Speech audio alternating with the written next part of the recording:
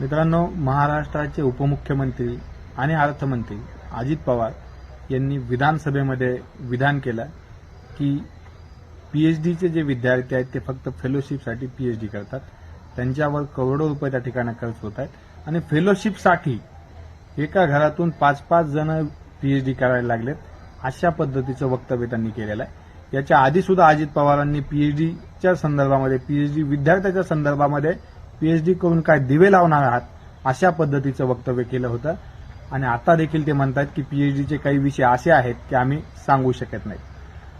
मित्रांनो, पीएचडीच्या विषय जे आहेत ते निवडण्यासाठी प्राध्यापक असतात। ज्या प्राध्यापकांना 3-3 लाख पगार महाराष्ट्र सरकार देतं ते आरआरसी आणि आरएसी या 2 कमिटीच्या माध्यमातून विषय ठरतात।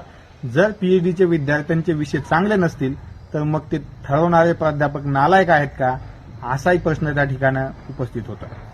अजित पवार म्हणतात की एका घरामध्ये 5 जण फेलोशिपसाठी पीएचडी करतात, तर मग 5 जण नेमके कोण आणि ते कुठलं घर आहे महाराष्ट्रातलं ते देखील त्यांनी सांगणं गरजेचं आहे। जर शिक्षणामध्ये प्रगती होत असेल, एका घरातून जास्त लोक शिकत असतील तर ही चांगलीच बाब आहे, त्यामध्ये काही गैर नाही।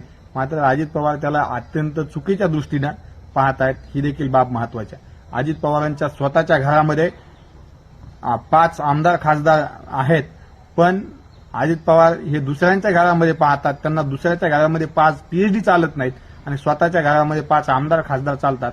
ही अजित पवार यांची दुटप्पी भूमिका आहे। लोकशाही प्रक्रियेमध्ये असलेल्या दोषामुळे अजित पवारांनी उपमुख्यमंत्री अर्थमंत्री पदापर्यंत मजल मारलेले आहे, अन्यथा ते त्या पदासाठी लायक नाहीत। मी अजित पवार यांचा जाहीर निषेध करतो आणि स्टुडंट फेडरेशन ऑफ इंडिया एसएफआयच्या वतीनं मागणी करतो की महाराष्ट्रातील सर्व संशोधकांना सरसकट फेलोशिप दिली गेली पाहिजे। मित्रांनो, एक मुद्दा त्याच्यामध्ये जो राहिला आहे तो असा की नाशिकच्या कुंभमेळ्यासाठी 25,000 करोड रुपये खर्चाला यांच्याकडे आहेत।